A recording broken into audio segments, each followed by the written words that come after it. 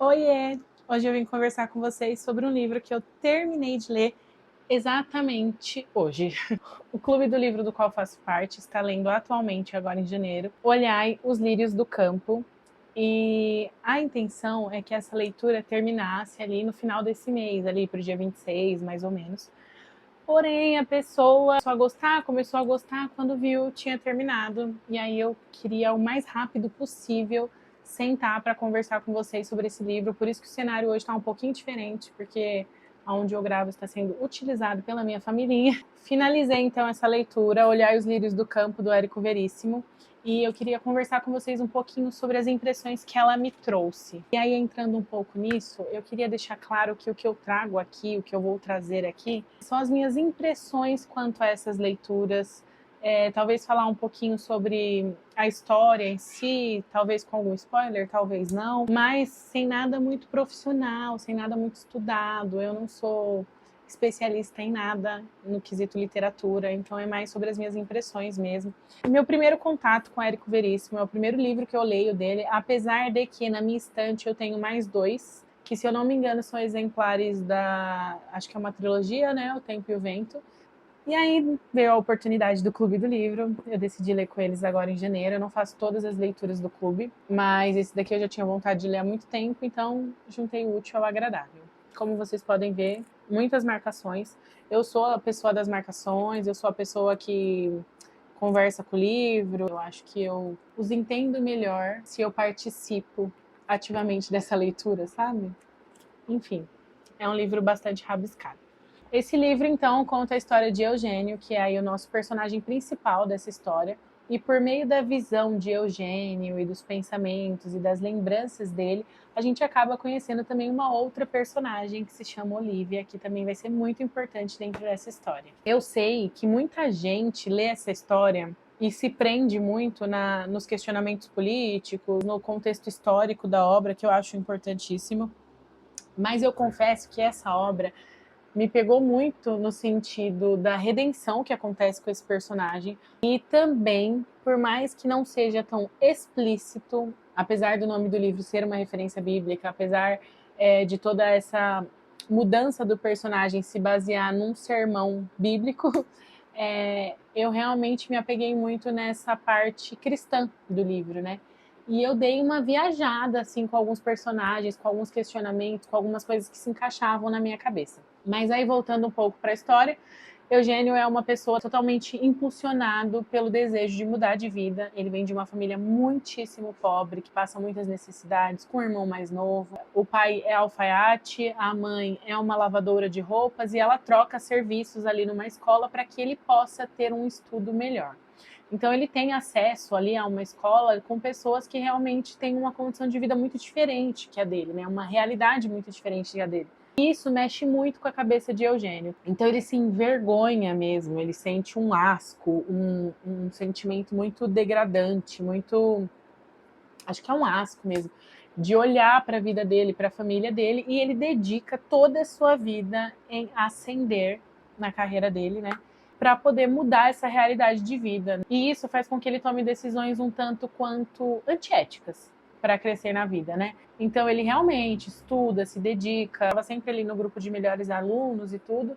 Ele se dedica nessa carreira, estuda medicina. Mesmo quando ele chega lá, ele sente que ele não ascendeu o suficiente, no sentido de só ter se formado. Ele queria um nome, ele queria ser bem visto pela sociedade. Então ele acaba casando com uma moça por conta do sobrenome dela, porque ele acha que com isso ele vai ascender socialmente muito mais rápido.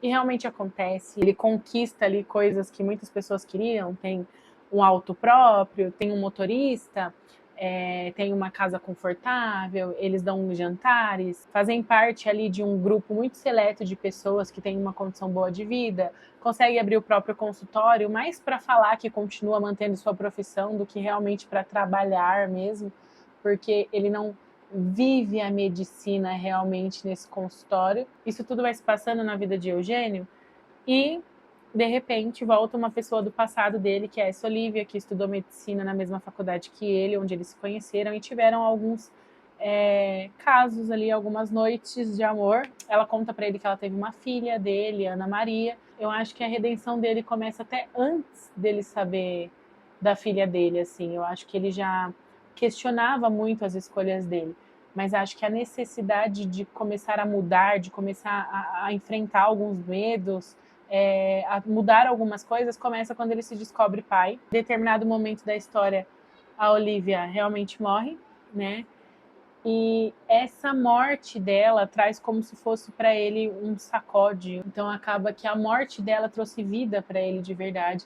E ele busca aí então mudar toda a vida dele, realmente relembrando dos ensinamentos que Olivia dava para ele, porque Olivia era uma moça distinta, era uma moça extremamente correta e eu acho que ela é um sinal de redenção para ele assim. Isso é a história, gente, muito resumida. Eu poderia ficar aqui horas falando para vocês sobre ela. Tem muitos personagens que me pegaram demais assim nessa história. Um específico que se chama Simão, que eu vejo talvez loucura da minha cabeça, mas uma comparação muito grande com Simão Pedro da Bíblia, antes mesmo de se tornar pedra, né? Um Simão inseguro, insatisfeito com a vida, querendo culpar o mundo pelas coisas. Enfim, temos muitos personagens que trazem assim muitas revelações ali pra gente, sabe? E eu achei que é um livro que trabalha muito com figuras de linguagem, assim. Então, eu acho muito legal essa ideia de quando o livro passa para você a sensação do tempo, de acordo com o que está acontecendo ali no momento. Então, esse livro tem muito isso. Num dia de grande chuva, alguém morre. Ou então, quando o sol está muito bonito, é um dia muito feliz. Enfim, ele traz isso pra gente, é livro. Então a gente consegue, assim, meio que vivenciar a emoção dos personagens por essa imagem criada pelo autor durante a história. O mais legal para mim é que esse livro é um livro muito humano. Por mais que ele tenha ali realmente vivido uma redenção, não acontece para ele coisas grandiosas, né? Milagres mirabolantes. Ele passa a conhecer Deus nas pessoas, no servir, no se sentir útil. Enfim, gente, é um livro esplêndido. Ele me tocou de maneira muito profunda, mas é um livro que todo mundo tinha que ler. É um livro muito bem escrito, que ele te arrebata, assim. Você começa a ler um capítulo, quando você vê, você leu 11, e aí quando você vê, você já terminou. Tem uma parte aqui que ele recebe uma carta da Olivia, que, meu Deus, ela me destruiu. A Olivia é uma personagem que mostra como todos nós deveríamos ser se a gente não fosse tão preocupado com o que as outras pessoas pensam da gente. Se a gente tivesse uma preocupação mais com o depois, com a nossa alma, com a eternidade, sabe? Eu queria até ler uma partinha para vocês da carta. Eu marquei basicamente a carta inteira. Sério, gente, é maravilhoso esse livro. Esse é um dos conselhos que ela dá e ela destrincha um pouco o Sermão da Montanha. Para quem não conhece, está na Bíblia em Mateus, do 5 ao 7, se eu não me engano. Os homens deviam ler e meditar esse trecho, principalmente no ponto em que Jesus nos fala dos lírios do campo, que não trabalham nem fiam. E, no entanto, nem Salomão, em toda a sua glória, jamais se vestiu como um deles. Está claro que não devemos tomar as parábolas de Cristo ao pé da letra e ficar deitados à espera de que tudo nos caia do céu. É indispensável trabalhar, pois um mundo de criaturas passivas seria também triste e sem beleza. Precisamos, entretanto, dar um sentido humano às nossas construções. E quando o amor ao dinheiro, ao sucesso, nos estiver deixando cegos, saibamos fazer pausas para olhar os lírios do campo e as aves do céu.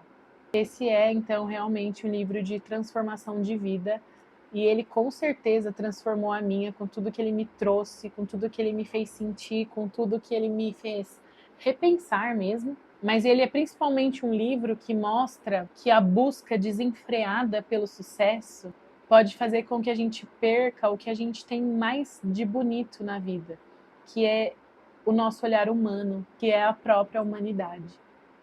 Bom, é isso, gente. Espero que vocês tenham entendido alguma coisa dessa loucura que estava na minha cabeça. Tchau!